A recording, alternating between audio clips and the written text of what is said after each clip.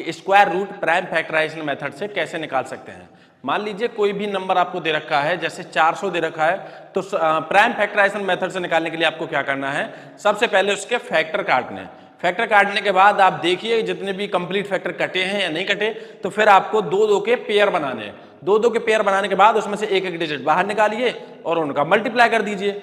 Suppose that मान लीजिए 200 है, तो 200 का मुझे फैक्टर काटना है, तो 200 का फैक्टर काटूंगा, पहले दो से काटूंगा 200, फिर 2 से 100, फिर 2 से 50, फिर 2 से 25, फिर 5 से 5 और फिर 5 से 1। तो एक आपका 5 का पेयर बन गया, फिर एक आपका 2 का बन गया, फिर एक 2 का बन गया, और इसी तरीके से मैं निकाल सकता हूं। यानी फिर मैं उनका मल्टीप्लाई कर दूंगा, तो जैसे 5 दूनी 10 और 10 दूनी 20, तो 20 का स्क्वायर होता है 400। तो वैसे ही 400 के पहले फैक्टर काटने हैं, फिर आपको उनके पेयर बना के उनमें से एक एक डिजिट को बाहर निकालना है और फिर उनका मल्टीप्लाई करके मुझे कंप्लीट निकाल देना है। हो सकता है इसमें कई बार ऐसा होता है